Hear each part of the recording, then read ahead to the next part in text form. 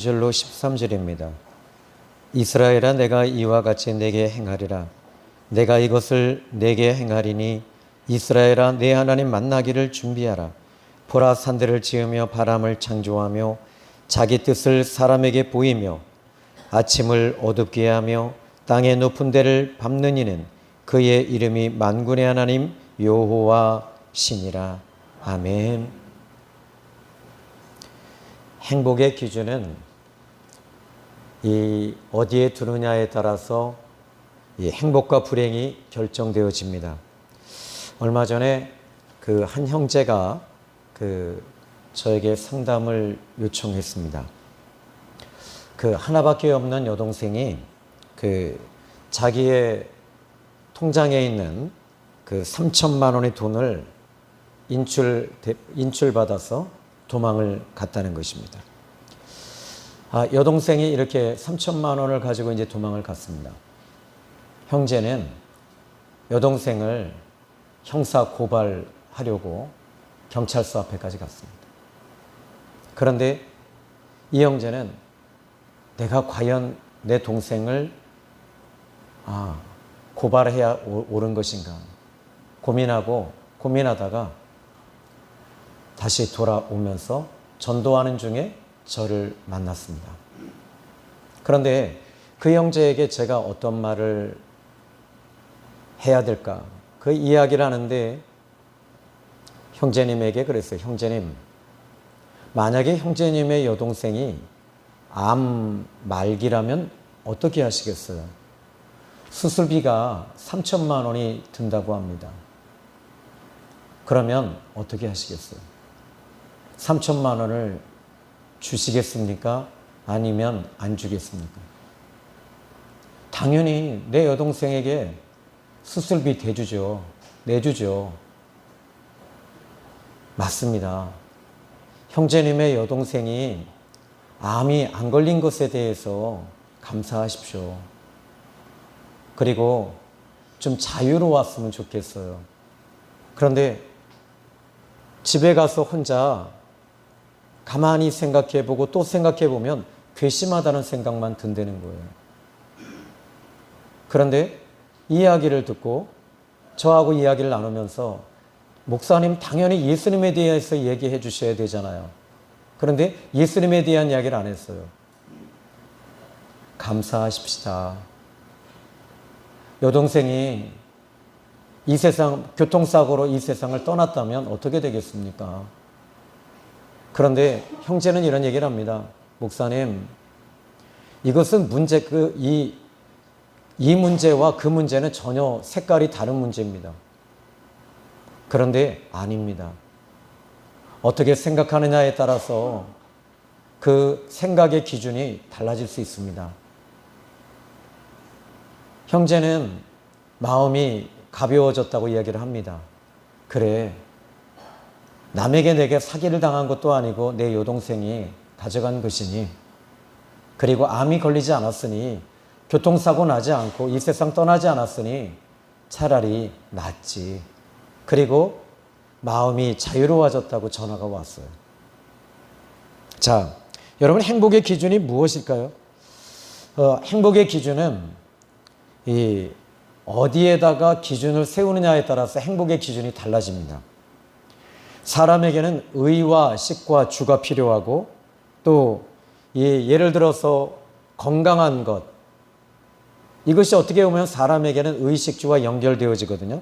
그런데 이 의식주가 끊어지고 또 신체의 결함이나 교통사고나 이 사고나 이런 것이 일어날 때 사람들은 제일 먼저 불행하다라고 생각을 합니다.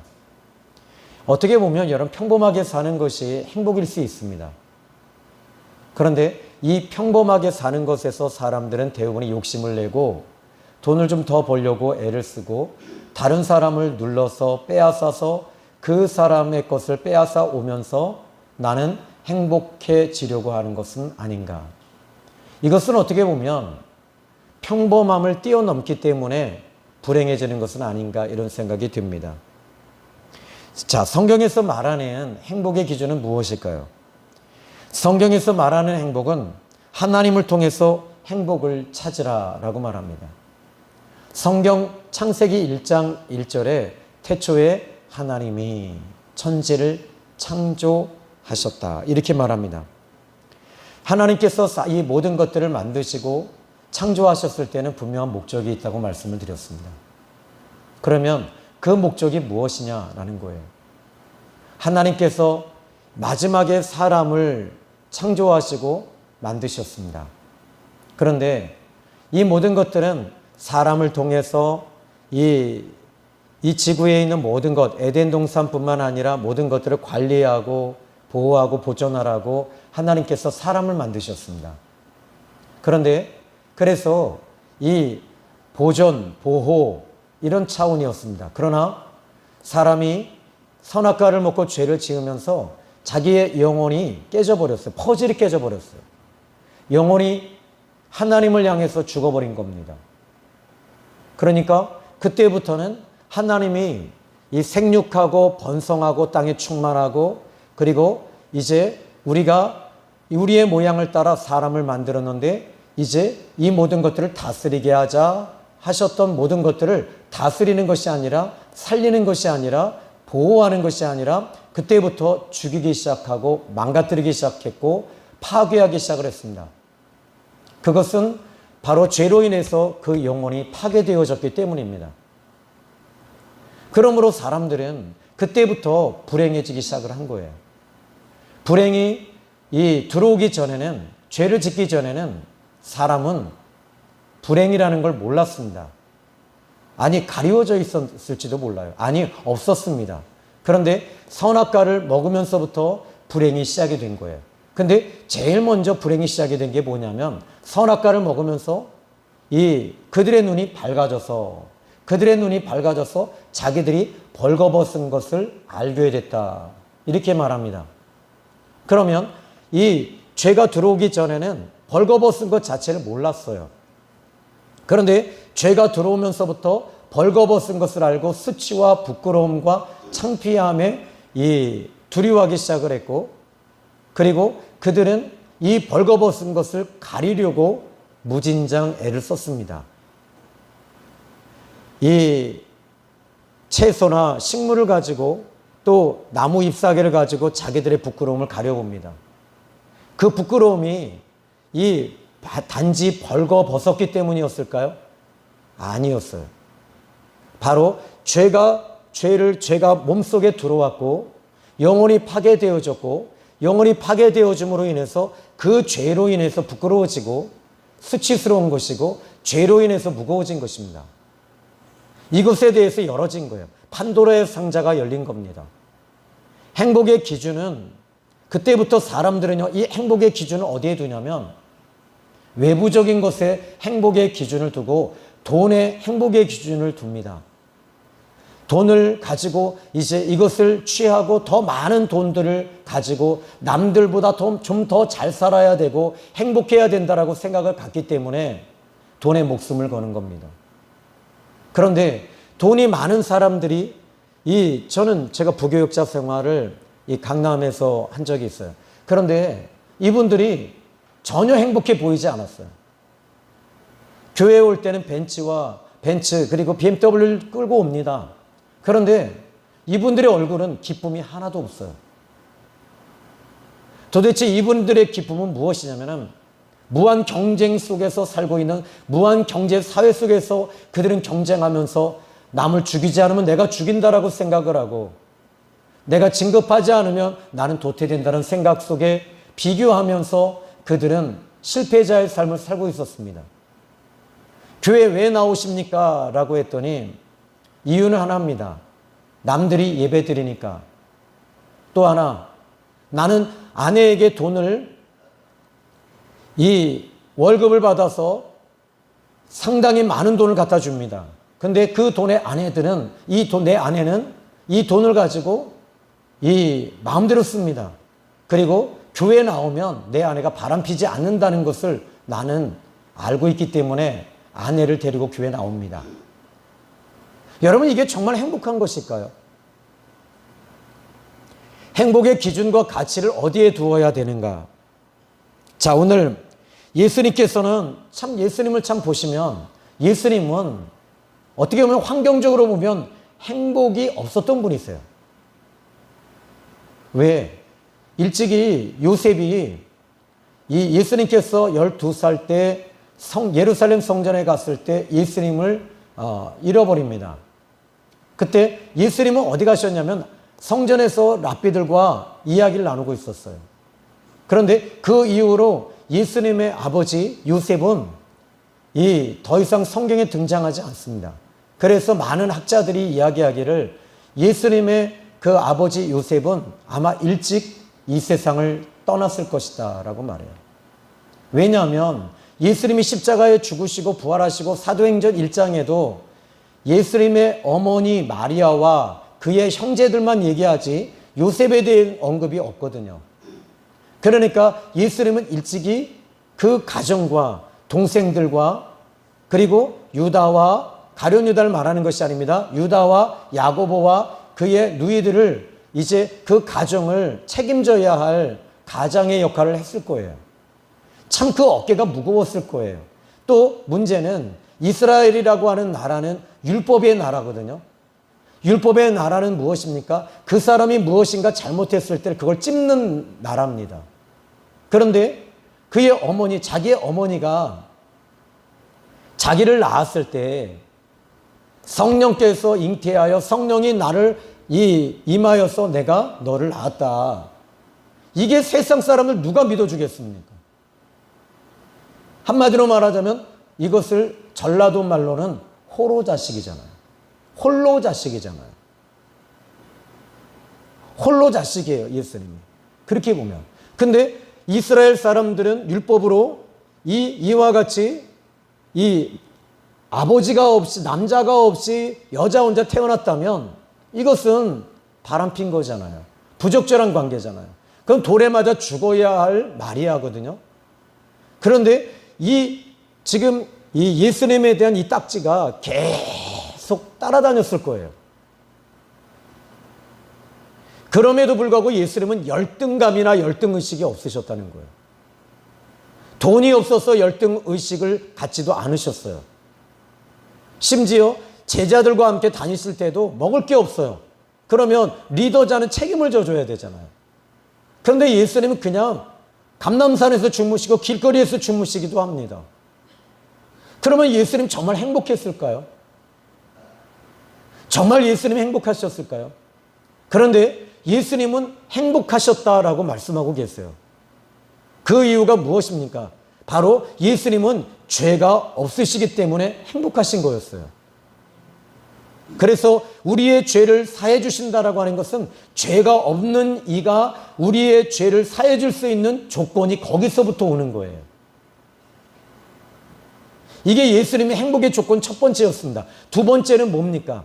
예수님이 이 행복의 기준을 어디에 두셨냐면 하나님 아버지께 예수님은 항상 그 기준을 하나님 아버지와 하나가 되셨던 거예요. 이것이 예수님의 행복의 기준이며 중심이었던 것입니다. 예수님께서 말씀하시는 행복의 기준에 대해서 마태복음 5장에 심령이 가난한 자가 복이 있단다. 천국이 저희 것이며 이렇게 말씀하세요. 아니 여러분 심령이 가난한데 어떻게 행복할 수 있습니까? 그런데 천국이 있다는 겁니다. 애통하는 자가 복이 있다. 여러분 애통하는데 어떻게 복이 있습니까? 바로 저희는 위로를 받을 것이기 때문에 하나님이 위로하시기 때문에 바로 복이 있는 거란다.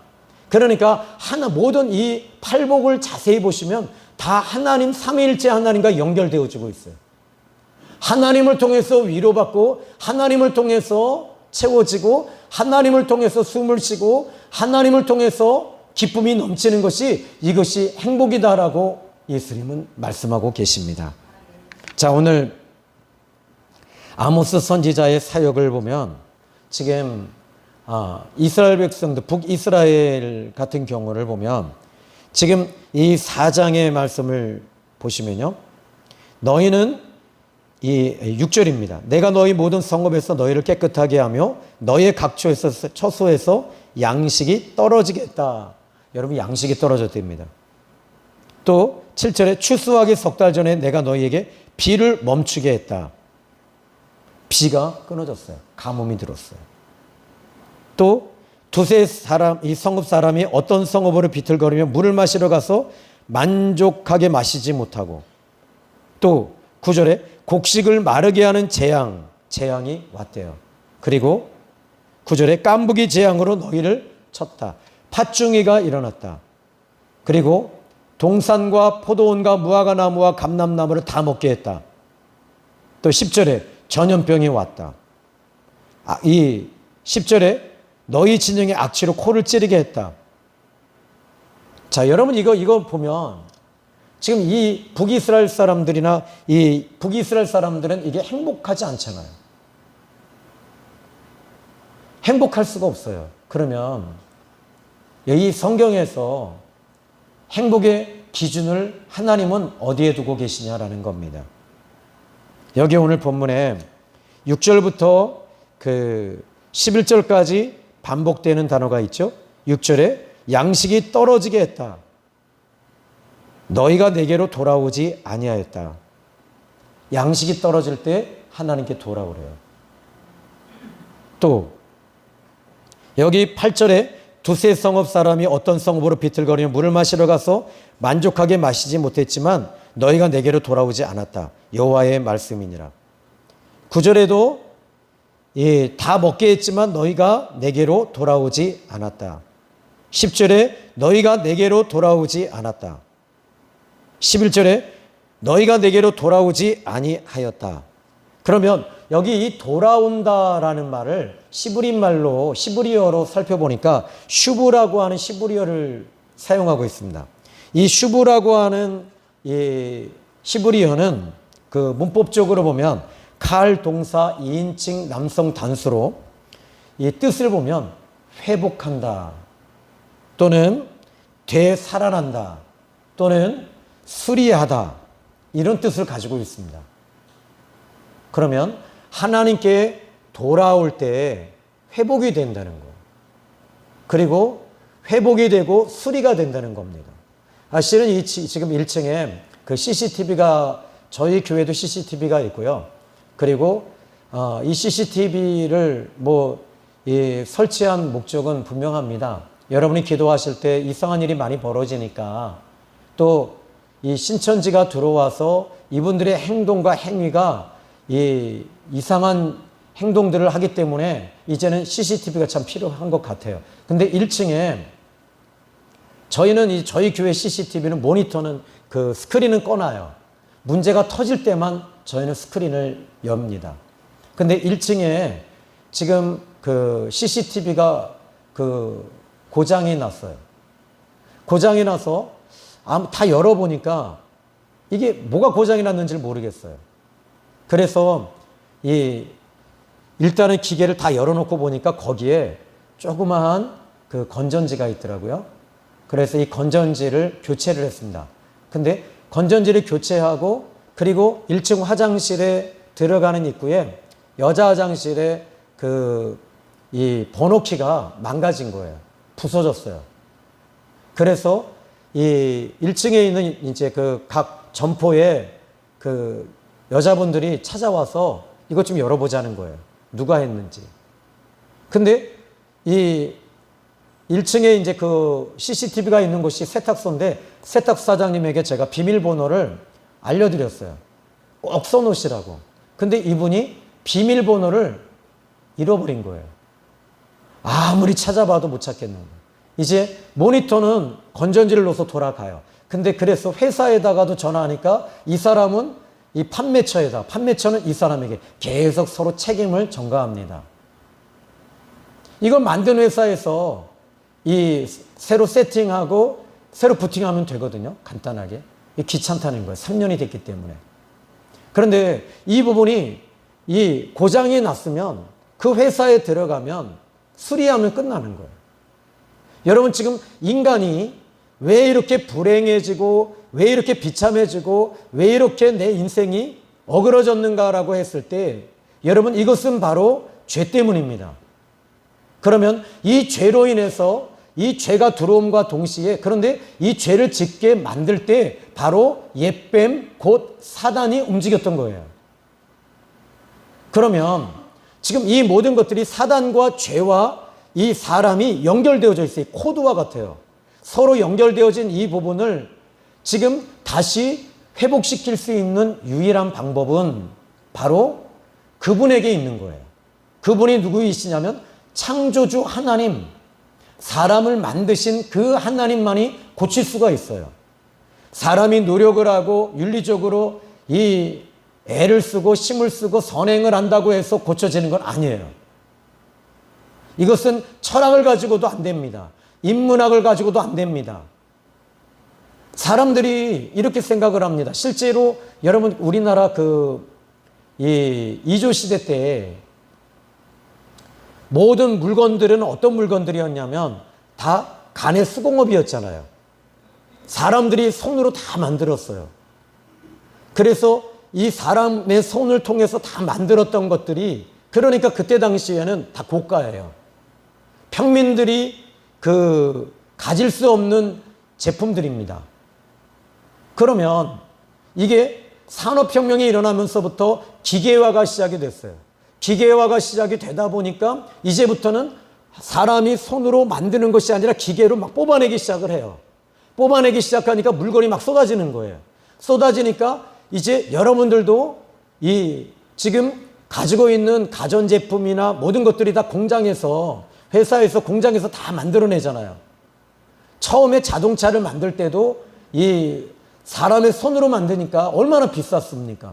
그런데 이제 이것을 현대중공업이나 현대에서나 삼성이나 쌍용이나 기아나 이런 회사에서, 공장에서 막 뽑아내기 시작하니까 이것이 가격이 10분의 1 또는 20분의 1 값으로 떨어지니까 모든 사람들이 조금의 돈만 지불하면 가질 수 있어요. 여러분 지금 여러분들이, 우리가 지금 이 중산층이 누리고 있는 누리는 것이 지금 과거에 이 조선시대에 왕족들만 누리고 있는 호사를 여러분들이 누리고 계시는 거예요. 정말 우리는 행복한 시대를 살고 있다라고 봅니다. 편리한 시대입니다. 그런데 여러분들은 행복하십니까? 행복하지 않잖아요. 왜? 다른 사람은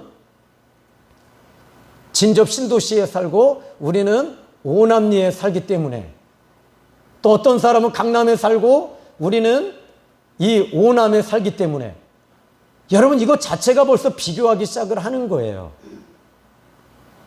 그러니까 이 모든 것들이 왜 비교하는가 봤더니 이 사람의 영혼은 하나님께로부터 이 영혼이 왔어요.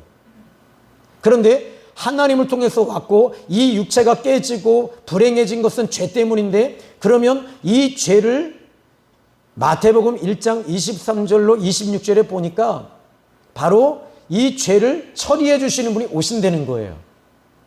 그분이 바로 하나님이신 그분이, 사람을 만드시고 창조하신 그 하나님이 이 땅에 오시겠다는 거예요. 오셔서 회복시켜 주시겠다는 거예요. 그것이 바로 이 기독교가 가지고 있는 가장 큰 복음의 핵심의 캐리그마입니다. 바로 그분이 이 땅에 오시는 것. 보라, 처녀가 잉태하여 아들을 낳으리니 곧 그 이름을 임마누엘이라 하리라. 이를 번역한즉 하나님이 우리와 함께 계시다 함이니라. 그러니까 죄를 처리해 주시는 그분, 그러니까 우리 마음속에, 우리 속에 들어와 있는 이 죄를 그분이 이 땅에 오셔서 용서해 주심으로 인해서 이제는 하나님과 우리 사이의 막힘이 없어지는 거예요. 그리고 나서는 이제 이게 비워지니까 이 죄가 처리되어지면 비워지잖아요. 그러면 그때 예수님께서는 요한복음 6장 35절에 말씀하십니다. 누구든지 내게 오는 자는 결코 목마르지 아니하리라. 또는 요한복음 7장 36절로 39절에 누구든지 목마르거든 내게로 와서 마시라. 내게로 와서 마시라. 이렇게 말씀하시면서 이는 바로 예수님께서 주실 성령을 말씀하심이로라. 그러니까 이제 우리의 채워져야 될 것이 하나님을 통해서, 삼위일체 하나님을 통해서 채워져야 되잖아요. 여러분들이 여기 교회 오면, 우리 교회 오면 물질에 복을 받고 형통하고 잘되게 위해서 오셨다면 여러분 번지수가 틀렸어요. 어디로 가셔야 되죠? 미아리로 가시고 또 머리가 없는 민둥산으로 섬기는 스들에게 가셔야 돼요. 스님을 말합니다. 그런데 그분들은 바로 이 땅에 있는 땅의 축복을 위해서 목숨 거는 사람들이에요. 하늘의 축복이 없습니다. 우리는 하늘의 축복이 있습니다. 그러니까 우리는, 저와 여러분들은 이제 우리의 영혼이 예수님을 통해 죄사함을 받으니 이제부터 비워졌으면 이 모든 것들을 어떻게 해야 되냐면 하나님을 통해 채우는 거예요. 예수님을 통해 채우고 성령이 오셔서 채워지는 거예요. 그런데 이 모든 것들을 예수님이 오시기 전에 믿지 않는 사람들은 세상 것으로 계속 채워야 되는 거예요. 어쩔 수 없어요.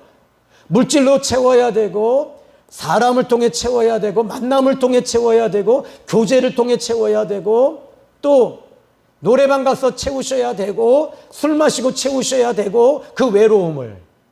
여러분의 이 남편, 우리 저에게는 말고요, 이 남편이 술을 마시는 이유가 어디 있어요? 외로워서 그래요. 재미가 없어서 그래요. 그런데 이제 이것이 뭐냐면 예수님을 통해 채워야 될 것을 술로 채워가니까 어떻게 돼요? 또는 마약을 통해 채우고, 또는 대마초를 통해 채우고, 이 동네에서도 대마초 키우다 한 사람 걸렸대죠. 8년이에. 그런데 이런 것들로 우리가 채워나가는 거예요. 그런데 이제는 예수님을 믿고 거듭나서 보니까 이 땅에 있는 것들로는 내가 채워지지 않는 거예요. 채울 수가 없어요. 예수님을 통해서 채우는 거예요. 그러니까 예수님이 이 땅에 오시니까 사람들이, 우리 찬송가 있잖아요. 그 성탄절 때 부르는 찬송 있죠. 기쁘다 구주 오셨네. 여러분, 예수님이 이 땅에 오시는 것이 메리 크리스마스이잖아요. 이게 7월 달에 지금 이게 우리가 6월 25일 날이 무슨 날입니까? 오늘이 6.25 전쟁이 일어난 날이잖아요. 그런데 우리에게는 예수님이 이 땅에 계시고 우리 안에 계시니까 우리는 메리 그리스도의 날입니다. 여러분 안에 예수님이 계시니까 여러분들은 기쁨이 넘치게 되는 거예요. 이제는 제발 땅의 것들로 여러분들이 채우려고, 어떤 분이 그러시더라고. 목사님, 저 돈 좀 많이 벌게 해주세요. 여기에 오늘 이제 이 말씀을 통해, 유튜브를 통해 또 들으실지 모르겠는데, 여기 어떤 이 오남역 앞에 회장님이 그래요.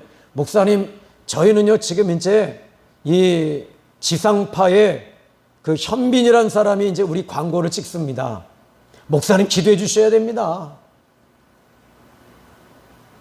근데 제가 뭐라 그랬게요? 왜요? 왜 기도해야 되죠? 잘 돼야 되니까.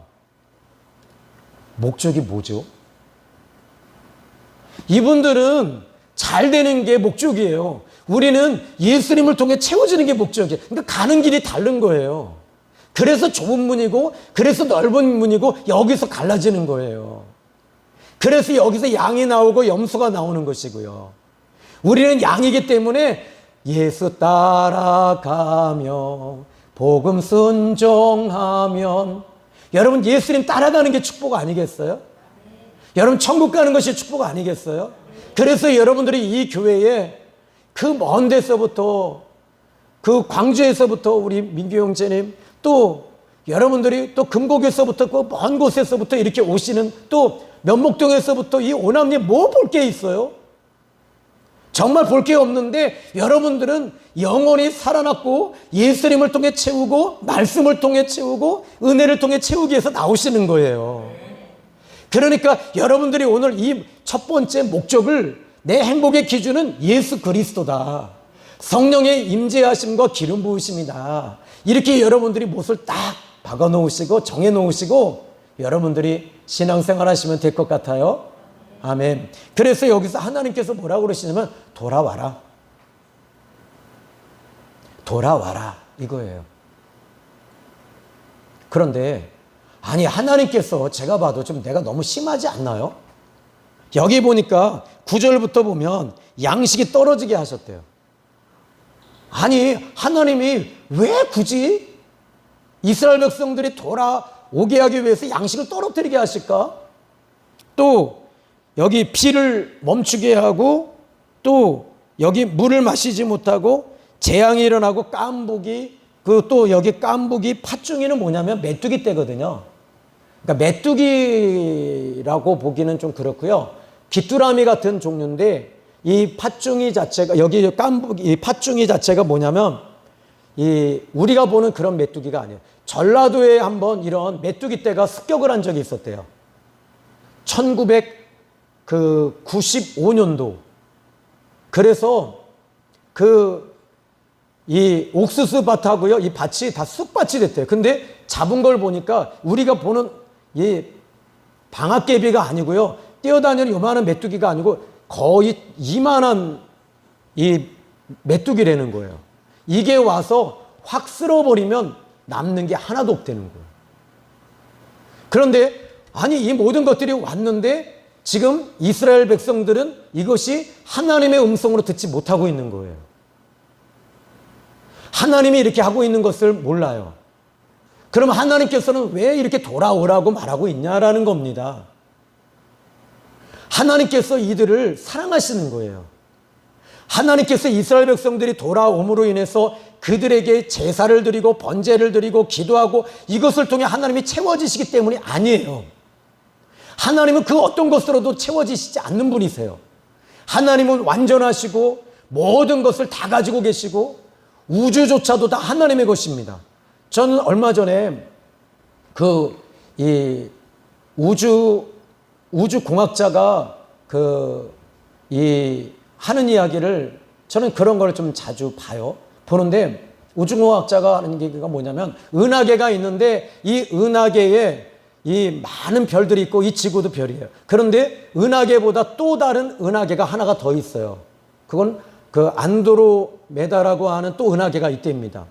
그런데 이것이, 이 별들이 막 움직여지고 죽고 살아나면서 이것들이 또 생성이 되어져. 근데 그걸 보는 순간에 제가 매너리즘에 빠지는 거예요. 저 모든 거 하나님이 만드셨는데, 이 태초에 하나님이, 태초라는 이 단어 자체가, 이것은 이 시작점 자체가 하나님이 시작점이거든요. 그런데 이 전능하신 하나님, 이 무한하신 하나님이 천지를 창조하셨다라고 하는 이 모든 것들이 하나님이 모든 것들을 가지고 계신 분이세요. 그런데 왜 하필 이스라엘을 돌아오라고 그렇게 하나님 채근하고 계시냐는 거예요. 그들을 사랑하고 계시는 거예요. 왜냐하면 여러분들이 가지고 있는 것 때문에 하나님의 사랑을 빼앗기기 때문에 하나님은 그것들을 걷어가시면서까지라도 하나님께서는 돌아오라고 계속 말씀하시면서 돌아와라. 그러면 왜 돌아오냐? 나를 채우라는 겁니다. 하나님을 통해 숨으시고 하나님을 통해서 회복되라는 겁니다. 하나님을 통해 같이 가자는 거예요. 여러분들이 오늘 이 예배를 통해서 하나님을 통해서 같이 사는 여러분이 되시기를 주님의 이름으로 축복합니다. 자, 그러면 여기에 하나님의 이 재앙을 보니까요, 이게 이 단계가 점점 커지면서 나중에는 숨을 쉬지 못할 정도로 이 재앙이 더 커지고 있다는 걸 발견할 수 있어요. 그러니까 이스라엘 백성들을 향해서 하나님께서 돌아오라는 거예요. 왜요? 왜 이스라엘을 그렇게 사랑하실까요? 여러분, 아까 전자에 제가 그 얘기했죠. 하나님께서 사람을 만드신 이유는 이 땅에 있는, 공중에 있는 새와 땅에 있는 육축과 짐승과 가축을 하나님은 다스리고 관리하라고 하는 거예요. 그러면 여기서 또 하나의 예가 나올 수 있어요. 뭐냐면, 하나님께서 왜 이스라엘을 택하셨을까요?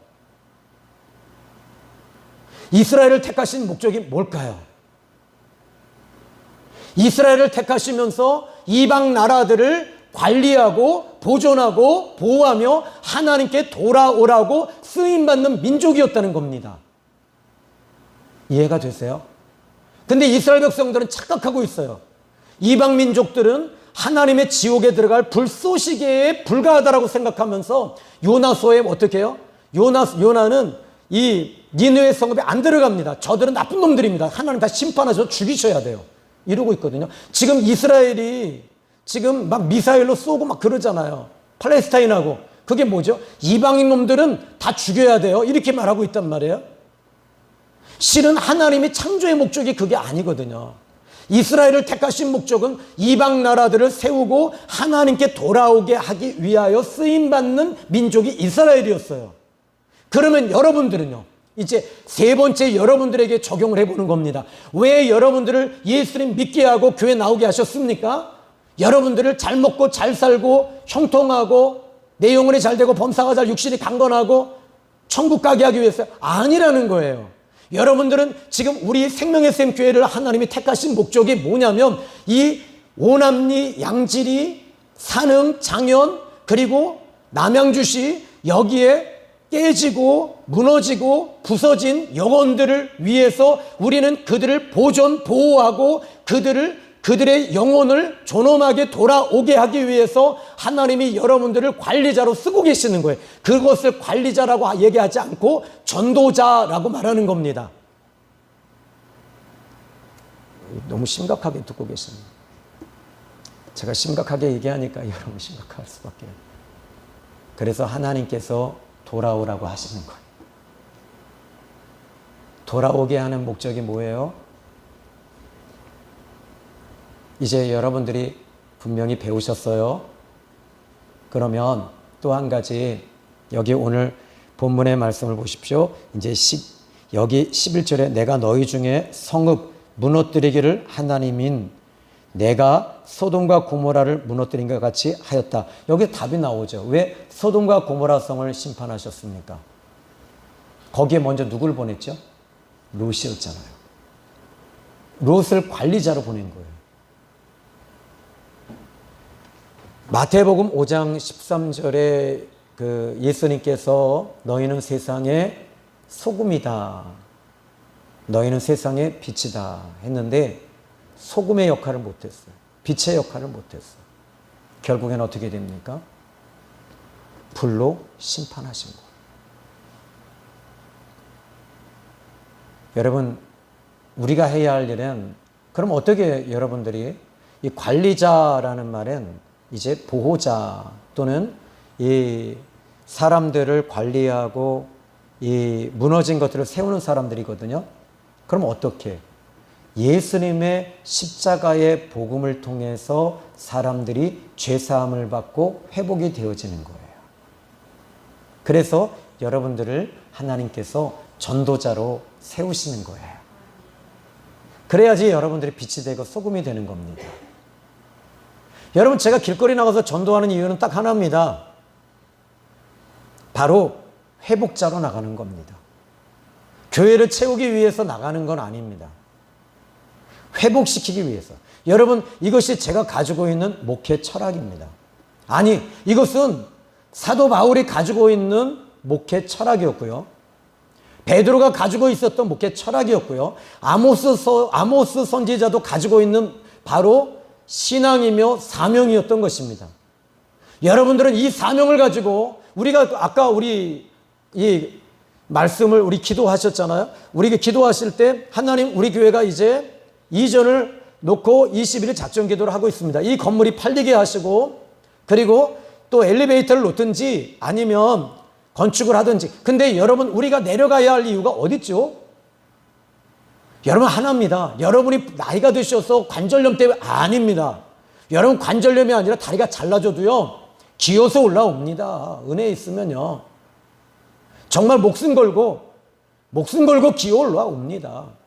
전에 저희 교회 집사님 중에 한 분이 암 말기 급소감이 와서 암 말기가 왔는데요. 여길 못 올라와요. 근데 기어서 올라와요. 청소하러 오는 거예요. 암 환자가. 이유는 하나입니다. 하나님 살아계시기 때문에 올라오는 거잖아요. 자, 그러면 여기 이 소돔과 고모라 성에 대해서 하나님 말씀하십니다. 소돔과 고모라를 무너뜨린 같이 하였다. 여러분 다 연결되어지죠, 성경에. 너희가 불붙는 가운데 빼낸 나무 조각같이 되었다. 내가 너희들을 빼냈으면 너희들도 이제 그 사람들 빼내라는 거예요. 그리고 나무 조각같이 되었으나 너희가 내게로 돌아오지 않았다. 돌아오지 않았으니, 하나님이 관리자로 세웠음에도 불구하고 돌아오지 아니하니 이제 그들을 깨닫게 하시는 거예요. 매를 대시는 거예요. 손을 대시면서. 왜? 그 대신에 매를 대시면서 어떻게 하시냐면 하나님이 우시는 거예요. 아파하시는 거예요. 여러분, 여러분의 자녀들에게 회초리 대보십시오. 그때 부모의 마음은 어떨까요? 가슴이 찢어지죠. 저는 실제로 제가 고등학교 때 이 애들이 제 이제 같은 반의 학우들이 좀 못된 애들이 많았어요. 저도 못됐고 다 같이 못된 애들이었어요. 근데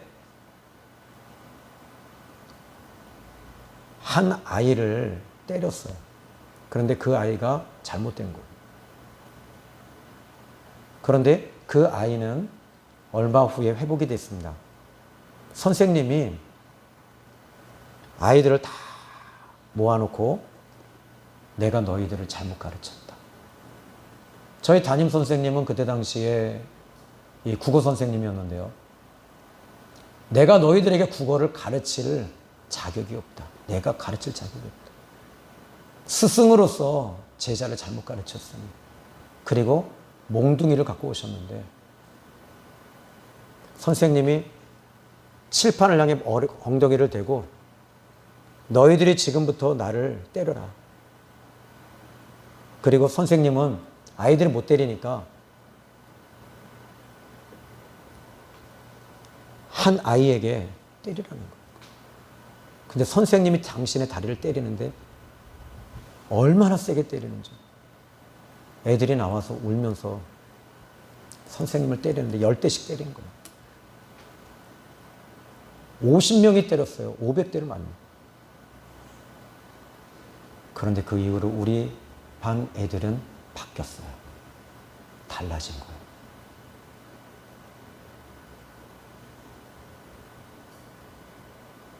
우리가 죄를 지었습니다.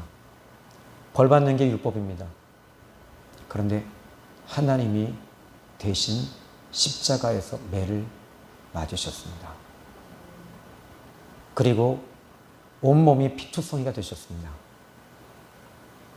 그리고 성령을 보내시면서 그 아픔이 우리에게 느껴지게 하세요. 우리의 영이 살아나면서. 하나님의 아픔과 하나님의 눈물 소리가 들려지게 하시는 거예요. 예배 드릴 때 그 흐느낌이, 주님의 흐느낌이 들려지게 하시는 분이 성령님이세요. 이 예배를 하나로 집중하게 하시는 분도 성령님이세요. 그 성령께서 지금 이 순간에도 여러분에게 이 말씀을 이해하고 들어가게 하시는 분도 성령님이세요. 오늘 하나님은 여러분에게 말씀하십니다. 아무개야, 돌아와라. 내 앞에 서라. 그리고 이제 12절을 보니까 이렇게 말합니다. 이스라엘아, 내가 이와 같이 너에게 행하리라. 내가 이것을 너에게 행하리니 이스라엘아, 너의 하나님 만나기를 준비해라. 하나님이 오시겠다는 거예요. 하나님이 오셔서 만나 주시겠다는 거예요. 이것이 오늘 메시지입니다. 여러분, 이번 한 주간도 하나님의 마음을 품으시고 주님의 마음을 품고 시브리서 5장 7절에 그런 육체에 계실 때 심한 통곡과 눈물로 간구와 소원을 올렸고 그의 경외하심을 인하여 들으심을 얻었느니라. 하나님이신 그분이 우시면서, 하나님이신 그분이 통곡하시면서 그 통곡 소리가 감람산이 아니라 이스라엘과 이 지구를 그분의 울음소리가 덮고 있습니다. 하나님의 그 소리는 빛이 이스라엘에 빛이 있었고 하나님 보시기에 좋았더라라고 말했는데 하나님이 말씀하시는 그 말씀 소리가 이제는 통곡 소리로 바뀌면서 여러분을 사랑하신다고 하며 하나님이 너는 내 앞에 서라. 내가 너를 사랑한다. 내가 너를 사랑한다. 아무개야, 내가 너를 사랑한다. 너는 나를 통해 살아야 한다. 내가 너에게 이제 내가 너를 통해서 살 것이고 너는 나를 통해 채워줘야 한다. 나를 통해 숨으셔라. 나를 통해 숨으셔라. 나를 통해 먹어라. 나를 통해 마셔라. 나를 통해 걸어라. 나와 함께 동행하자. 이것이 주님의 메시지임을 믿으시고 이번 한 주간도 승리하시기를 주님의 이름으로 이름으로 축복합니다. 기도합니다. 하나님 아버지 감사합니다. 주님의 눈물 소리가 들립니다. 주님의 통곡 소리가 들립니다. 하나님, 오늘 이 시간 주님 앞에 서서 예배하며 기도하며 외칩니다. 주님 잘못했습니다. 하나님으로 채워야 할 내가 세상 것으로 채우려고 하니 내가 너무 힘들고 지쳐 있었습니다. 이제 하나님을 통해서만 채우게 하여 주옵소서. 하나님이여 채워주소서. 하나님이여 채우소서. 하나님이여 내게 오소서. 하나님이여 나를 만져주세요. 예수님의 이름으로 기도했습니다. 아멘.